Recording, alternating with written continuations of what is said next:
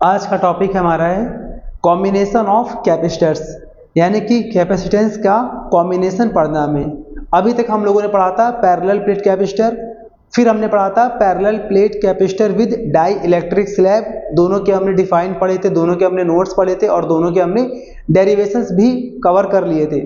तो आज हम यहाँ पर कवर करते हैं कॉम्बिनेशन ऑफ कैपेसिटर्स, यानी कि संधारित्रों का समायोजन।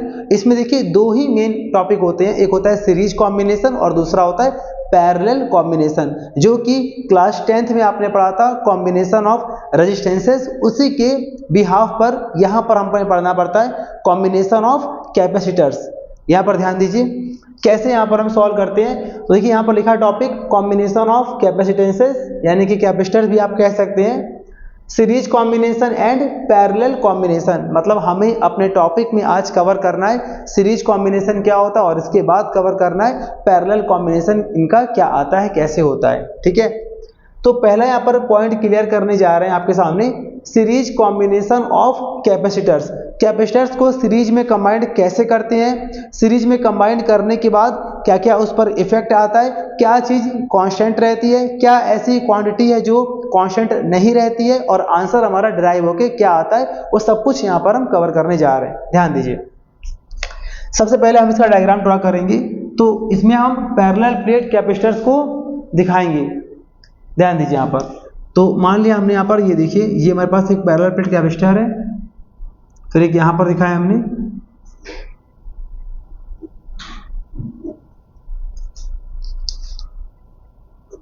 अब यहाँ पर आप ध्यान दीजिए, यहाँ पर देखिए तीन कैपेसिटर्स हैं आपको दिखा रहे हैं। पहला हमने मान लिया यहाँ पर C1, यहाँ मान लिया हमने C2, यहाँ मान लिया हमने C3। तो C1 पहला, C2 और C3, ये तीन आपको यहाँ पर पैरेलल प्लेट कैपेसिटर्स यहाँ पर दिखाए जा रहे हैं। ठीक है, और इन तीनों को हमें ऐड करना है सीरीज में। तो ये हमने इसको चार्ज करने के लिए वायर लगा दिया और यहाँ से हमने चार्ज दिया, फिर ये प्लस का होता है, ये माइनस का होता है, फिर इसको ऐड कर दिया वायर से। C1 को C2 से ऐड कर दिया, C2 को C3 से वायर से हमने ऐड कर दिया, और C3 के आउटर मोस्ट प्लेट को हमने अर्थ से कनेक्ट कर दिया। हमने यहाँ पर इसे अर्थ से कनेक्ट कर दिया, यानी कि अर्थेड। क्लियर है ना। इस तरह से देखिए हमने C1 को, C2 को और C3 को ऐड किया। ठीक है, यहाँ तक। अब हमारी बात सुनिए, आपने ये पढ़ा हुआ है कि अगर सीरीज कॉम्बिनेशन है तो सीरीज कॉम्बिनेशन में इलेक्ट्रिक करंट सेम रहता है, और इलेक्ट्रिक करंट सेम रहेगा तो कॉमन सी बात है इलेक्ट्रिक चार्ज भी सेम होगा, क्योंकि हम जानते हैं the rate of flow of electric charge is known as electric current. तो चार्ज और करंट बात एक ही है। तो अगर I सेम है, यानी अगर I कांस्टेंट है, तो इसका मतलब Q भी यहाँ पर सेम ही होगा। तो सीरीज में ऐसा कहाँ होता है बेटा, ऐसा होता है सीरीज में, ऐसा होता है सीरीज कॉम्बिनेशन में। तो यहाँ पर भी सीरीज है तो यहाँ पर चार्जेस क्या होंगे, सेम होंगे। मतलब कहने का, पहली प्लेट पर चार्ज कैसा होता है, प्लस का, पढ़ा हम लोगों ने। दूसरे में चार्ज कैसा आएगा, माइनस का। फिर से पहले पर क्या होगा, प्लस का, दूसरे पे यहाँ पर क्या होगा, माइनस का। फिर तीसरे वाले में भी क्या होगा, चार्ज प्लस का और यहाँ पर माइनस का। और जो बाहर का प्लस चार्ज होगा वो अर्थ से चला जाएगा, अर्थ उसे एब्जॉर्ब कर लेगा पॉजिटिव चार्ज को, बिकॉज अर्थ के पास हाई क्वांटिटी में नेगेटिव चार्ज होता है, ऐसा हम लोग एज्यूम करते हैं। ठीक है, अब बात आ रही कि सर सब में चार्ज क्यों सेम लिया हमने, क्योंकि बेटा यहाँ पर किसमें है, सीरीज में। किसमें है, सीरीज, और सीरीज में चार्जेस और इलेक्ट्रिक करंट्स सेम होते हैं। ठीक है, क्लियर यहाँ पर ना। आप चाहे तो यहाँ पर दिखा सकते हैं प्लस प्लस, यहाँ पर माइनस माइनस, लेकिन उससे कोई मतलब नहीं है, शॉर्ट में दिखाया मैंने यहाँ पर। आपको यही डायग्राम अपने बोर्ड एग्जाम में भी परफॉर्म करना है। तो पहले वाले प्लेट पर चार्ज कितना है, प्लस Q, दूसरे पे कितना होगा, माइनस Q। फिर यहाँ पर C1, C2, C3, इन तीनों के लिए कैपेसिटेंस की वैल्यू अलग अलग है। उसके बावजूद भी तीनों के प्लेट पर चार्जेस सेम कैसे, मतलब एक बड़ा हो और एक छोटा हो तब भी चार्ज सेम कैसे, क्योंकि ये यहाँ पर कनेक्ट किसमें है, सीरीज में। तो सीरीज में अगर कनेक्ट है तो एक छोटा कैपेसिटर हो और एक बड़ा कैपेसिटर हो, तब भी चार्ज क्या होगा, सेम ही होगा। ये बात आपको ध्यान रखना है। तो यहाँ पर चार्ज प्लस क्यों है, तो सब C1, C2, C3, इन तीनों कैपेसिटर्स के पॉजिटिव वाले प्लेट पर चार्ज प्लस क्यों है, देखिए ध्यान से। और तीनों कैपेसिटर्स के निगेटिव वाली प्लेट पर, यानी कि X और Y बोलेंगे इसको, तो सबके निगेटिव वाले प्लेट्स पर चार्ज सेम है, माइनस Q। क्लियर यहाँ पर ना। अब हम टाइम्स को ड्राइव करते हैं। आपने यहाँ पर ये पढ़ा है सिंस वी नो दैट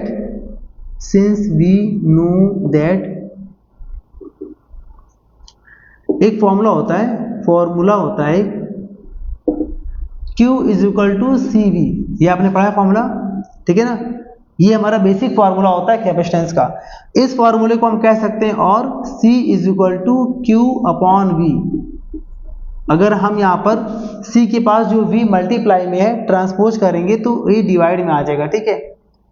इस फॉर्मूले का इस्तेमाल हम तीनों के लिए अप्लाई करेंगे, C1 के लिए, C2 के लिए, C3 के लिए, ठीक है। Now applying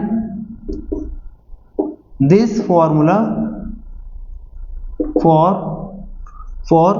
all three capacitors.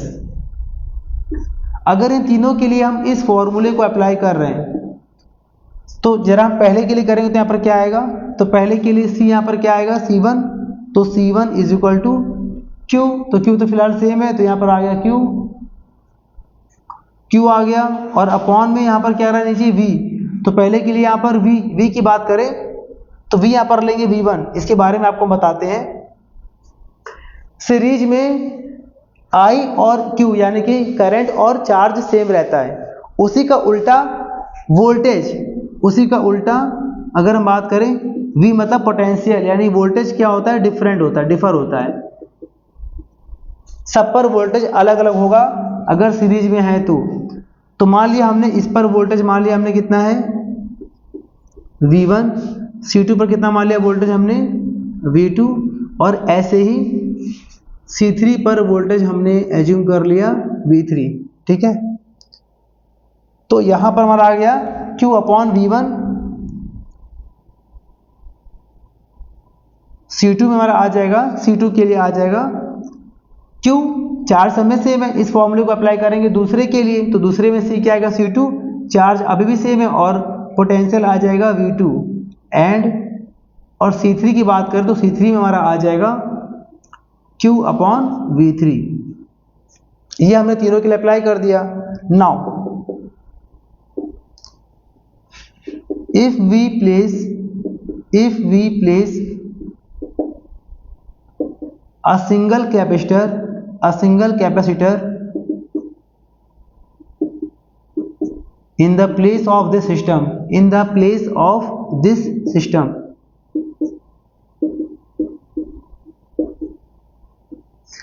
यहां पर एक कंडीशन हम लोग मान लिया हम लोगों ने कि अगर इन तीनों के प्लेस पर सिर्फ हमने एक कैपेसिटर लगाया होता, लाइक एज दिस, ऐसे चार्ज हम लोग यहां से दे रहे होते ऐसे करके, और यहां पर लगा दिया अर्थ हमने, ध्यान दीजिएगा, और इसका जो कैपेसिटेंस है मान लिया हमने C, तो मैं लिख दे रहा हूं यहां पर हैविंग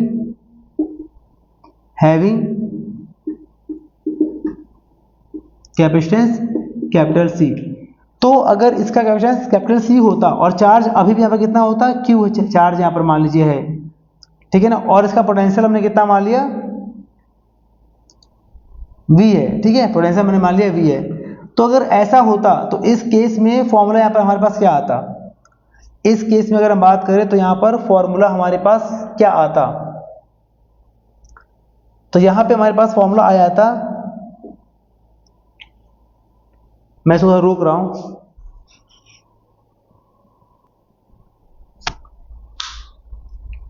और हमने यहाँ पर मान लिया पोटेंशियल कितना मान लिया V मान लिया, तो इस केस में फॉर्मूला हमारा आता C is equal to Q upon V, या इसको हम बोल सकते थे यहाँ पर क्या V is equal to Q upon C, ये हम लोग यहाँ पर से कह सकते हैं, ठीक है ना। अगर ये सिस्टम के प्लेस पर अगर ये होता तो इसका मतलब कि जो V1 और जो V2 और जो यहाँ पर V3 वोल्टेज मिला हुआ है, इन तीनों का सम V के इक्वल कह सकते हैं हम लोग यहाँ पर। तो यहाँ पर हम लोग लिख देंगे कि V is equal to V1 plus V2 plus V3। ऐसा सॉल्व करने के पहले इसे आप अच्छे से कॉपी कर लीजिए पहले।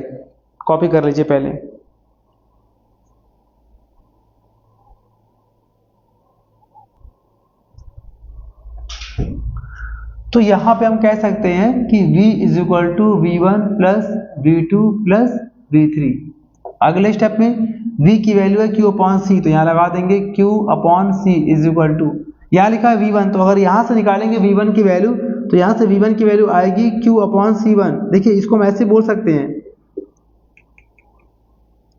मतलब C2 V2 को हम इंटरचेंज कर सकते हैं ना, तो C2 को यहाँ लिख दीजिए, बात है कि बेटा, और यहाँ पर हमने लिख दिया V2 को। ऐसे ही V3 और C3 को इंटरचेंज कर देंगे हम लोग, तो आ जाएगा C3 यहाँ पर और V3 यहाँ पर। तो V की वैल्यू है Q अपॉन C, V1 की वैल्यू है यहाँ पर Q अपॉन C1, V2 की value Q upon C2 plus V3 की value Q upon C3। Q upon C is equal to, यहाँ तीनों में Q कॉमन है, यहाँ पर आ जाएगा 1 upon C1 plus 1 upon C2 plus 1 upon C3। Clear? और यहाँ पर Q और Q same same, both side cancel out, यहाँ बचा 1 upon C is equal to 1 upon C1 plus 1 upon C2 plus 1 upon C3। ये हमारा पूरा प्रूफ हो गया है सीरीज कॉम्बिनेशन में। मतलब सीरीज कॉम्बिनेशन में कैपेसिटर्स का रेशियो 1 अपॉन यानी कि रेसिप्रोकल फॉर्म में रहता है। और आपने क्लास 10th में पढ़ा था, अकॉर्डिंग टू रेजिस्टेंसेस के लिए पढ़ा था आपने कि ऐसा कुछ फॉर्मूला वहां पर पैरेलल में आता है, ठीक है। और यहाँ पर किस में आता है? यहाँ पर आता है किसमें? 1 अपॉन रेसिप्रोकल में आता है। यहाँ से हमें दिख सकता है कि कहीं ना कहीं जो C है वो रेजिस्टेंस का, यानी कि जो कैपेसिटर है वो रेजिस्टेंस का रेसिप्रोकल फॉर्म में काम करता होगा, ठीक है। अब इस अच्छे से आप कॉपी कर लीजिए। अब हम देखते हैं इसका topic number 2, parallel combination of capacitors.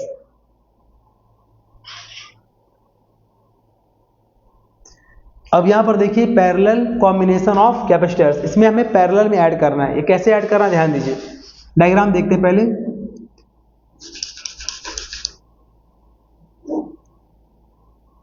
ये हमने पैरेलल में ऐड करने जा रहे 3। मान लीजिए पहला है कैपेसिटर, आपको दिख रहा है, ये दूसरा भी दिखने लगा होगा आपको, और ये तीसरा है, ये तीसरा, ये दूसरा है, ठीक, दूसरा ही बेटा, और ये हमारा पहला है। 3 यहाँ पर कैपेसिटर्स है, एक है C1, एक है C2 और एक है C3। और इन तीनों में हमने तीनों को ऐड कर दिया, पैरेलल में ऐड कर दिया। पैरेलल का मतलब हमने यहाँ पर एक लाइन ऐसे किया और ऐसे एक वायर यहाँ पहुँचा दिया, एक वायर यहाँ पहुँचा दिया और एक वायर हमने यहाँ पहुँचा दिया, और यहाँ से हम इसे चार्ज कर रहे हैं प्लस का, ठीक है। सिमिलरली एक यहाँ पर हमने दिखा दिया, एक हमने ऐसे यहाँ पर भी हमने 3 दिखा दिए।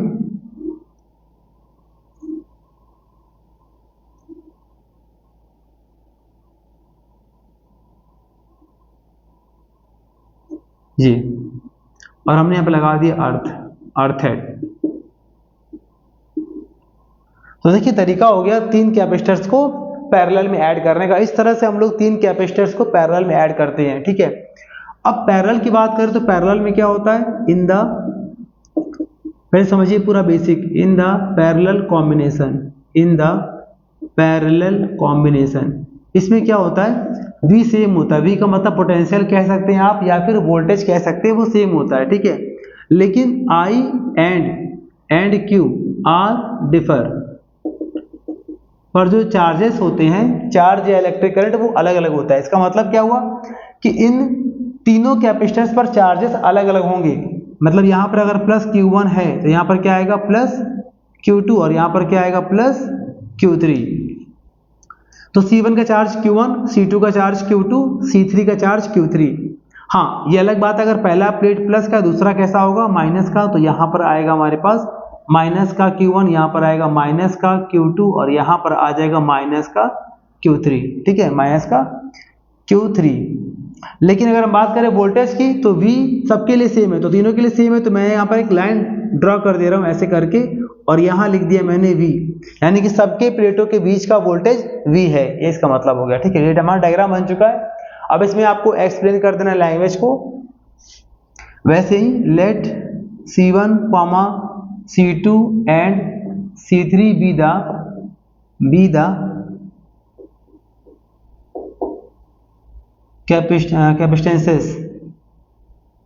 कैपेसिटर्स लिख दीजिए, कोई बात नहीं, are added in parallel, therefore according to the formula.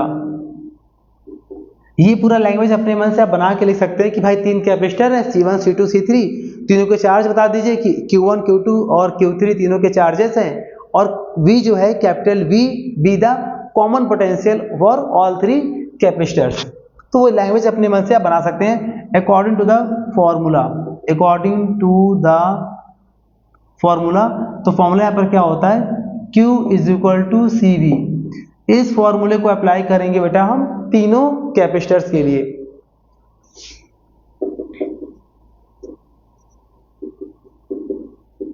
Now applying the formula Q is equal to CV for all three